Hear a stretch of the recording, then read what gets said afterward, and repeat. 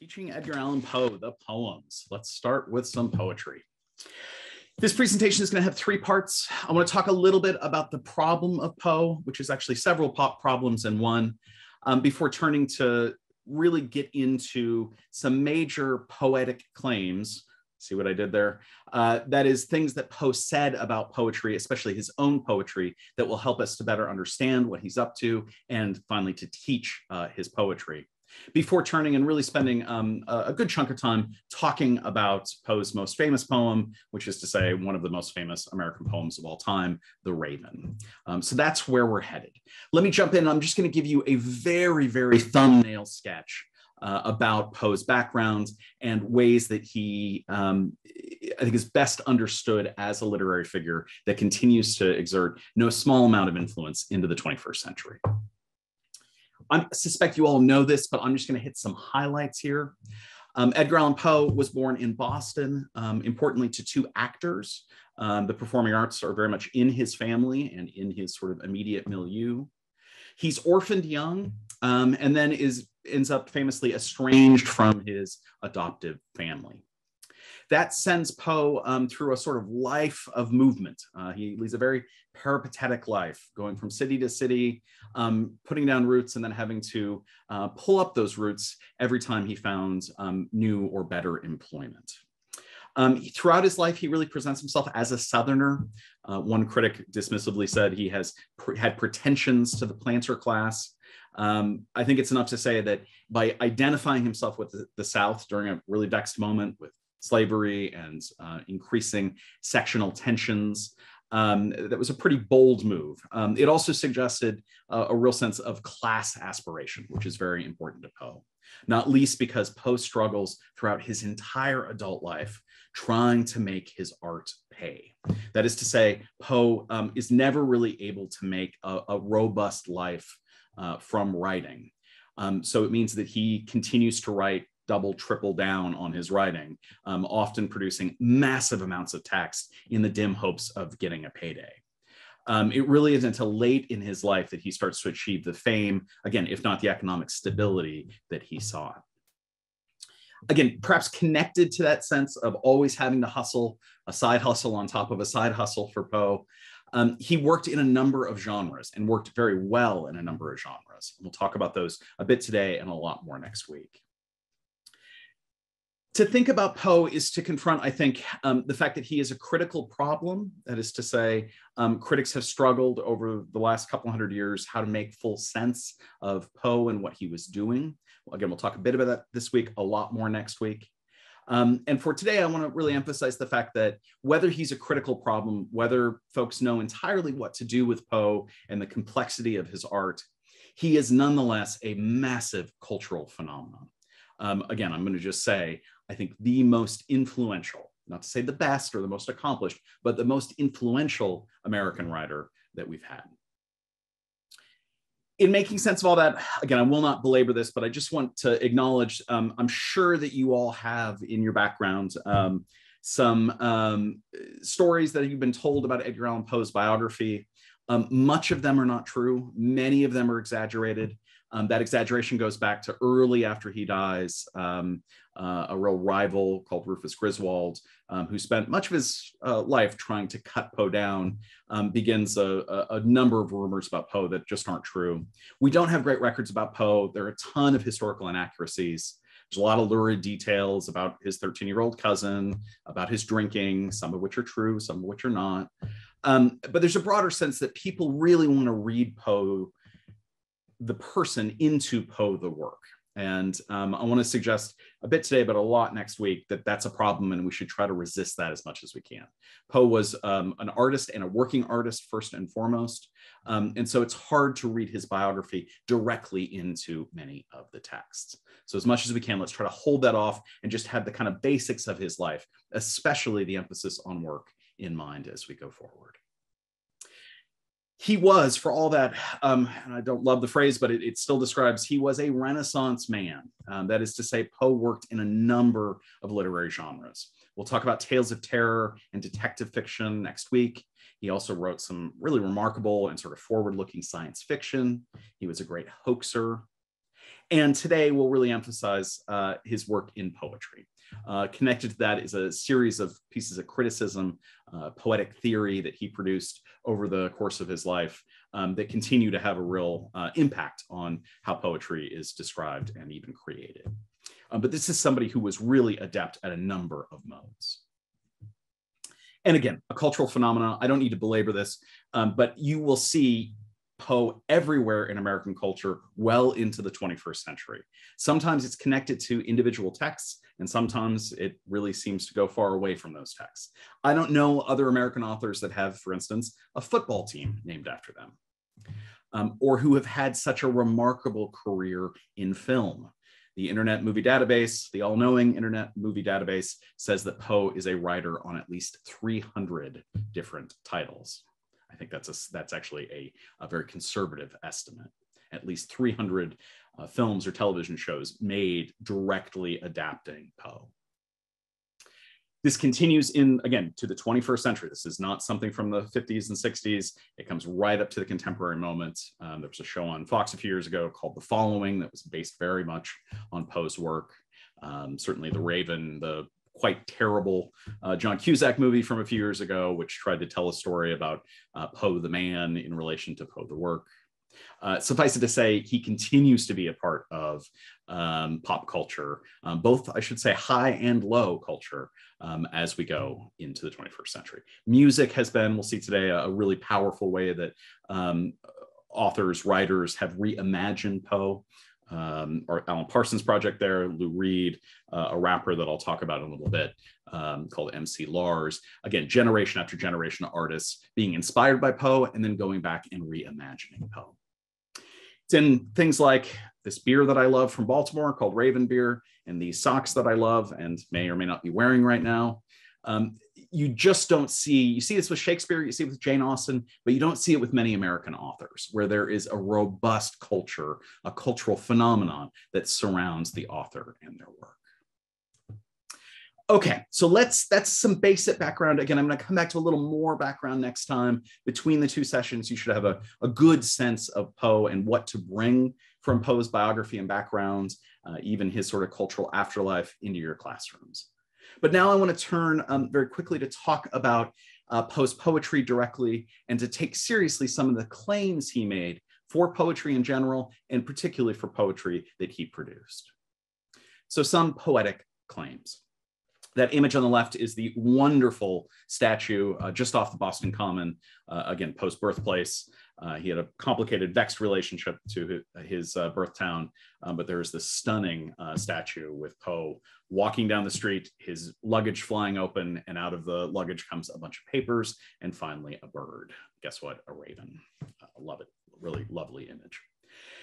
Here's a little background on Poe's poetry.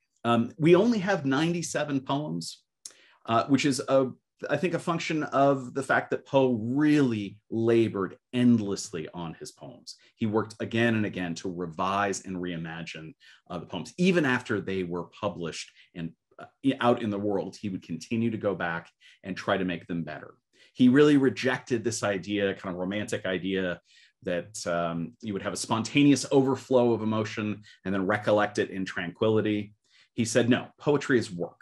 It's exact. It's kind of a science, and you need to work endlessly at it to make the poem better and better and better. As a result, we have a small number, I think, of really powerful poetry. The best of it is some of the best we have. The worst of it is still quite good. So it is, we might consider, a really curated, tight body of poetic work. He's writing it throughout his life, but there are 4 major collections. It's really the last collection from 1845 that helps to define Poe's poetry. While he's writing these poems, again, which we're not paying all that well, so we spent a lot more time producing the prose that many of you know. While he's doing that, he's also writing a ton of criticism, a ton of sort of poetic theory, where he talks about what he thinks poetry should be. And again, in a way that is self-serving, a way that makes it so that people will say, oh, this is how Poe thinks poetry works. Guess what? His poems bear that out. So he's both theorizing and practicing, and wouldn't you know it, the two things are deeply connected. In both the poetry and in the poetic theory, Poe will emphasize sound.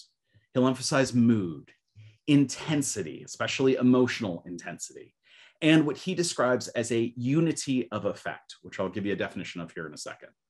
But again, a real emphasis on really the way that a reader or an auditor, somebody listening to the poem aloud, would experience the poem. As a result, things like rhyme and repetition, rhythm, and above all, musicality, a sense of music within the poem, were really essential parts of what Poe was up to in those poems. I'm going to run you through 5 big poetic claims that Poe made. I've translated some of this into, I hope, accessible language. When you see quotation marks, I'm directly quoting Poe here. But I'm going to go through these and then sort of gesture toward poems that I think bear out this poetic theory. Again, so this are things that Poe said about poetry, and especially about his own poetry, things he valued, things he argued for and advocated, that have, again, had a really long-lasting impact on American poetry, really beyond that, kind of global poetry. The first 2 of these claims are connected and sort of best understood, I think, as an emphasis on, again, that musicality that Poe wanted readers to hear and experience in his poetry. The first claim is that poetry is, to quote Poe, the rhythmical creation of beauty. The rhythmical creation of beauty. Well, it's the case that Poe produced a lot of work that celebrated physical beauty, especially as we'll see the beauty of women. It is also the case that he's interested in producing a formal experience of beauty, again, connected to sound, to mood, to emotion, and the like. And so when he says it's the rhythmical creation of beauty, we want to take seriously that rhythm, the fact that he was producing very formal poems, poems that students may struggle initially to have a language to describe what's going on formally, but often will carry around in their head after they've walked away from the classroom. That is to say, because there is a definite structure at work in every single Poe poem. Even again, if students don't have the full language to describe it, even if teachers don't have the full language to describe these things, they can still hear that music. And that's a real opportunity, I think, pedagogically. Because again, it's not just beauty, it's not just beautiful, it's rhythmical beauty. It is rhythmically beautiful. The second and related claim has to do with a sort of not just poetic theory, but an aesthetic theory, a theory about beauty and a theory about art. And Poe would say again and again, the poems should be written, quote, solely for the poem's sake. Because it's about producing rhythmical beauty, poetry should not, Poe said, aim to teach. It shouldn't try to persuade. It shouldn't be political. It should definitely not inculcate a moral. The old line that it's supposed to instruct and delight, Poe said, no, no, no. Poetry is supposed to delight or challenge or embrace or haunt. It really should not be connected in anything to pedagogy, to persuasion, to morality. Now, that's a big claim. It's a claim that was in some ways antithetical to a lot of what was going on in American poetry, American literature at the time. It's still not a very American ideal in some ways, but it's something that was really picked up by the Europeans, especially the French loved this argument, and it has a real influence on people like Baudelaire and others who really championed Poe after his death. So again, poetry is supposed to create beauty through rhythm, and it's supposed to be there for its own sake. No political agenda, no rhetorical agenda, just a sense of innate beauty. All right, what does this look like? Well, for me, it looks most directly like a poem like The Bells, which I'm going to offer you a brief listen to the great Basil Rathbone, an early 20th century performer who was one of Poe's, I think, most vibrant readers. So I'm going to have you listen to this very briefly so you can hear some of that musicality that Poe wanted us to hear.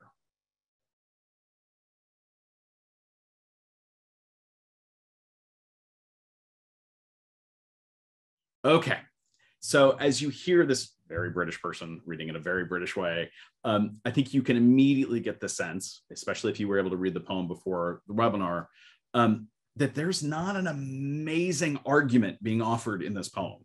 That if you were going to ask your students to give even a sort of like basic literal description of what's happening here, they'd struggle. I mean, a literal description would be some bells are ringing. And that's right. That's actually how Poe wanted this poem to be experienced. It does not lend itself to a really immediate description. The action, such as it is pretty muted. But what's not muted is that constant repetition of those bells and all the different ways that Poe is using not just various vocabulary, including tintinnabulation, which is a word he makes up that we now use in common parlance, well, somewhat common parlance. But again, the emphasis here is on the sound, not the sense. The emphasis here is on the structures, the rhythms, again, the musicality that the poem produces. This is very indicative of a poem that Poe wrote for its own sake and was as interested in the sound, in the rhythm, in the beauty of that repetition, more than, say, the message, quote unquote, that he's offering. So again, if we take seriously this idea of two of his big poetic precepts being about poetry for poetry's sake and poetry as the rhythmical creation of beauty, I think it makes a poem, challenging poem like The Bells, make more sense, or at least feel more appealing as a sort of poetic effect. All right, another central poetic claim that Poe makes. Really hard with his name being Poe and saying poetry or poem or poetic so many times. But another thing that Poe gives us, another thing that Poe is really committed to in his poetry and in his prose even, is an idea that poems should be short. Short stories, we'll discuss next week, should be short. Why? Because Poe felt powerfully that the idea of a poem, the best effect of a poem, was experienced in a single sitting. Now, this is great for students because it means that a poem like Sonnet to Science is blessedly short. It has indeed a sort of lot of intricacy, something students could spend a ton of time digging into and explicating. But it is also something they can read quickly, maybe read, wouldn't this be nice, multiple times to get back to the sense of meaning. Again, this is a sonnet. I won't linger over this, but perhaps we can come back to it later in the Q&A. But the fact that Poe favored things like sonnets, or even with his longest poem, like The Raven, there's still within it a real sense of economy. Poe rejected entirely the epic poem. And what I want to suggest is so helpful about that as a poetic theory is when we confront students with, say, Paradise Lost, or a massive amount of poetry, all of their anxieties about making sense of poetry, all their sense that they're, quote unquote, not getting it, that they're struggling to really dig in. By Poe sort of valuing the short, the economical in poetry, it really invites students to have not just a more engaged relationship with the text, but also to become, and this is essential, better noticers, better interpreters, yes, but better at just noting patterns. With such a formal writer, in a poem, one of my favorites called Alone, it's a very subtly formal poem. The structures that Poe is using, that rhythmical creation of beauty, is really deft. It's also very subtle. And that means that students often miss it. But if we just put up a poem like this, read through it, talk about it, they can get a lot out of it.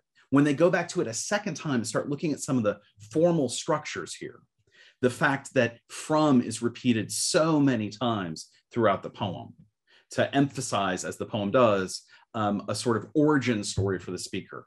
From childhood's hour, I have not been as others were. I have not seen as others saw. I could not bring my passions from a common spring. From the same source, I have not taken my sorrow. I could not awaken my heart to joy at the same tone. And all I loved alone. Getting students to see those repeating eyes, getting them to look at the sort of really powerful way that Poe is using end rhyme here. Again, even if they don't have the critical language yet to talk about these things, even if we don't have that critical language, in a short poem like this, they can start to immediately see patterns. And as we'll see, that's absolutely the case with The Raven too, which has this incredibly intricate rhyme scheme, a wonderfully regular metrical pattern. And yet, just looking at a single stanza will reveal all the inner workings of that poem. Just as looking at all of this wonderful poem alone, we get an immediate sense of how intricate, how structural this poem is. And that is, I think, an invitation, an opportunity in a shorter form for students that they might not have in a longer form.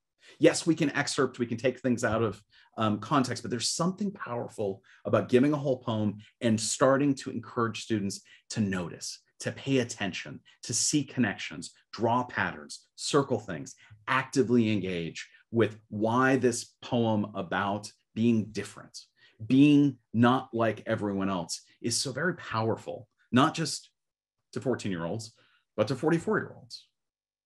Somebody's 44. I heard it told once that somebody's 44. Okay, so that gets us to the final two of these poetic claims, and is going to sort of help us to transition to talk a little bit about the Raven. This was crucial, the next two, but especially the fourth poetic claim here, just absolutely essential to understanding anything about Edgar Allan Poe, be it poetry or prose. Poe said again and again and again, in many essays, repeating himself again and again, that artists should always know where they're going, which is to say artists should always have in mind what they want the reader to experience. Again, Poe is a big intentionalist. He believed that his intention was the right intention and that authorial intention existed, but only as a function of what he could get the reader to do or feel or think. And so he was interested in what he called the unity of effect and thought that all writers, all artists should have that unity of effect in mind, which is to say you should have a real sense of totality, as he described it, of the impressions or the emotions that he wanted the readers to experience as a result of reading a poem or a tale. Again, knowing what impressions or emotions and the totality, all of those, not just a single one, a single impression or a single emotion, but all of the emotions that a reader would feel. And that was his constant aim in writing and rewriting his poems, in writing and rewriting his tales. I know what I want the reader to feel as soon as she or he or they put down the book. That's a really powerful way to think about art. It's a really powerful way to think about creation in some ways. Okay, the other one, I'll just come back to this when we talk about the Raven, but the final one is connected to this, is this idea of a unity of effect. Poe, very tongue-in-cheek, that is to say, somewhat pulling people's legs, somewhat giving them a hard time, somewhat messing with his readers, would also say that the death of a beautiful woman is, quote, unquestionably the most poetical topic in the world. This is in an essay from 1846 called The Philosophy of Composition. It's an essay in which he puts out a lot of this poetic theory while also sort of mythologizing how he wrote The Raven, which at that point had become this massively popular and influential thing. To say that the death of a beautiful woman is unquestionably the most poetical topic in the world is a provocation. It's not very pleasant. It is definitely the case that Poe writes a lot about beautiful women dying. That's just a sort of part of both his poetry and, as we'll see next week, his prose too. But he's messing with us a bit here. There's a little pun in saying that the most poetical topic, he's actually, we think, kind of playing with the fact that his name is in it. It is certainly one of Poe's great topics, and he refers to them again and again and again. It's often a poem or a tale that meditates on the experience of having lost a beautiful love. But he's putting these two things together, this idea of offering us poems often celebrating or mourning the loss of someone, and doing so with a very specific tone, mood, emotion, impression that he wants readers to experience. We don't have time. We never have enough time. Perhaps we can double back to this, but a great example of this unity of effect, and especially the death of a beautiful woman, is the poem Annabel Lee. Again, we won't have time for it, but I'll just point you toward the end of the poem, which always brings readers and students up short, where it is announced that the speaker of the poem every night climbs into the tomb of his beloved Annabel Lee and sleeps next to her. That is always the moment when students sort of say, wait, is that really happening? Did that just happen? It absolutely upsets their general sense of the poem and forces them either to throw the book across the room or better, to go back and reread the poem to see how we got there. It's a great example when we get to that final few lines. For the moon never beams without bringing me dreams of the beautiful Annabel Lee. And the stars never rise, but I feel the bright eyes of the beautiful Annabel Lee. And so all the nighttide, I lie down by the side of my darling, my life and my bride, in her sepulchre there by the sea, in her tomb by the sounding sea. You can just feel the way that, yes, this is about the death of a beautiful woman, sure, but it's about that unity of effect that we get to the end and go, ooh, goosebumps, weird, what? Confusion, bewilderment, anger, frustration, whatever that emotion is, whatever that range of emotions is, that Poe has been setting that up throughout the entire poem. The machinery of the poem has been trying to get us to this very point and to a very set of responses, impressions, emotions, and the like. Okay, and we're going to spend a lot of the activity talking about this poem, but I now want to finally, with just a couple minutes left, transition to talk about the ways that Poe's most famous poem, The Raven, really embodies all of these various poetic claims and is not just his sort of masterpiece, but I think one of the most extraordinary poems in the English language. I won't belabor this except to say, again, you've got this information, a wonderful quotation from Elizabeth Barrett Browning talking about how popular this poem was in its own moment. As soon as it's published in January 1845, it becomes a massive hit, an earworm, something that is not just reprinted again and again and again, but read aloud in public. People set it to music. Folks start writing parodies of it almost immediately. This is the biggest hit song of 1845, and it is also the biggest hit song in a lot of ways of all of the 19th century in America. There are fabulous recitations of this poem. Just to give you a sense of how it works, what structure is at play, or structures, plural, are at play. I'll recommend all these to you. All of these are available via YouTube and lots of other places, but it is a poem that invites, nay, demands to be read out loud. And there's some wonderful folks who give pretty compelling readings, each idiosyncratic in their own way. But I think I'll read to you just the first two stanzas, and we'll look a little at structure before I take some questions from you. Okay, so this is The Raven. I will drink out of my Edgar Allan Poe mug here.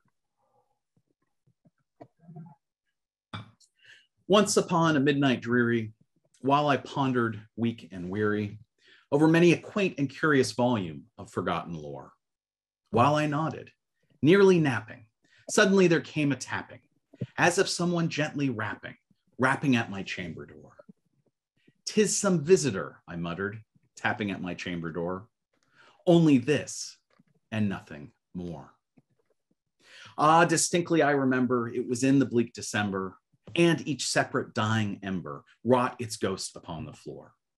Eagerly I wished the morrow, vainly I had sought to borrow from my books surcease of sorrow, sorrow for the lost Lenore, for the rare and radiant maiden whom the angels name Lenore, nameless here forevermore. You all could have sung along at home with that. Again, so familiar, and not just familiar because it's been so performed so many times and so well over the years, but because almost even on the first read, its structure, that rhythmical creation of beauty, gets it inside your ear, puts it inside your head, invites it to be carried along with you. And that is for some very formal reasons. Reasons we can see here with internal rhyme, with end rhyme, the sense that within the metrical structure here, which I won't get too much into except to say Poe is working in a really long tradition of musicality in poetry, thinking about the long-term relationship between music and poetry, but also using things like, waltz structure and march structure as a way, some basic fundamental rhythms of human life, and bringing that into the poem.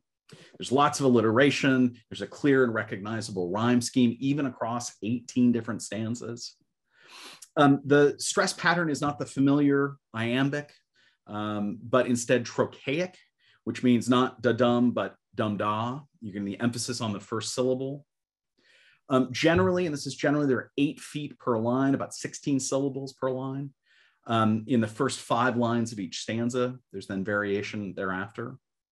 But the important thing here is that in giving us this tale of a raven showing up late night in someone's house, there's a deep organization at work here, a profound organization that really determines how we can think about this poem, how we can think about what Poe's up to, and most importantly, how we can teach it. I'll just identify here also from the very get, as Poe is so brilliant doing his prose, he does in his poetry of setting a scene, of immediately characterizing the speaker. This is all happening on a midnight dreary. The speaker is weak and weary. He's reading a book of weird, strange, and forgotten lore. He's just in that state, about to fall asleep, when our thoughts start to get a little bit fuzzy. It's a bleak day. It's cold. It's unpleasant outside. And so the fire is dying down. It's throwing some strange shadows across the room. And most importantly, for context here, our speaker is deeply, deeply sad and trying to distract himself because he is deeply in mourning for his lost Lenore. That's the setup for this entire poem. And all the narrative, all the musicality, all that rhythmical creation of beauty begins and ends with a speaker who is, shocker for Poe, not in complete command of his mental faculties. And what that sets up then is this amazing thing that happens over the course of the poem, where the speaker starts to converse with this bird, starts to think that the bird's repetition of the word nevermore has some relevance, might have a meaning, that saying nevermore again and again and again starts to become something he can interpret, make sense of. Maybe even the bird can have some intention. Or, as we get into the 10th stanza here, maybe this lonely raven is like him, lonely. Maybe this lonely raven has a soul that he's outpouring in that word, nevermore. We'll talk about this as we get to our activity, but I'll just say that the final stanzas, the final 4 stanzas of this remarkable poem, then really pick up some steam. Not least because after projecting, sort of affect or feeling or a soul onto this bird, suddenly the speaker starts to, think that the bird is making fun of him or taunting him.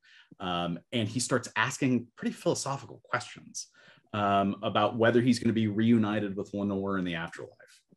Again, a bird that maybe or maybe not even has one word vocabulary is suddenly able to answer metaphysical questions. Chapters 15, or stanzas 15, 16, 17, 18 then build up to this sort of, I think really the speaker losing his mind. And the responses that the bird keeps giving, or the response ends up feeling not just less than satisfying, but kind of crazy making. The speaker by the final stanza is really unhinged and is, he feels being haunted by this bird with its one single word, evermore. So lots to say about that. We're gonna come back to this with an activity. I'm just gonna, in going away here, identify lots of ways we can teach Poe's poems. I want to take seriously those poetic claims. I think those really help to explain what's going on. I think there are also real opportunities for students. With all that in mind, I love to have students bring in pop culture and do what I call poetry presentations in class. Those often take the form of like, hey, I found Poe in this unexpected place. Here's how I think it connects to what we've been reading. That can be great because there's so much, again, pop cultural Poe out there. Obviously, with poems that are about the rhythmical creation of beauty, that are really formal, that are earworms that stick with us, recitation and memorization are great activities for Poe, especially some of the shorter things like Sonnet to Science, or a single stanza even of the Raven can really help students to hear and physically experience the structures at work in his poems. I love close reading in any context, but especially with Poe. Again, I think the ways that form and content seem to work together in a poem like Alone really rewards students working not just individually on a close reading, but collectively, where maybe you all stand together and look at a poem together and collaborate on a reading. I also love using parodies or creative writing prompts on Poe. We'll talk a little about that next week, but there have been a long history of parodies, especially of The Raven. Poe gives himself up to parody really easily. And that's a nice way to get students to come at a text in a different way, to really understand how a text works by turning it over and seeing how it functions. Making them write and respond to that will teach them a lot about the original, about what the original was doing and how their own experiences or parodies of it reminds them how complicated it was, how difficult it is to produce this stuff, but also gives them another sense of investment or commitment to the text. And finally, we'll talk about this in our breakout session. I think adaptation works so beautifully for Poe, thinking about how Poe's poetry and prose have been multiply adapted over time.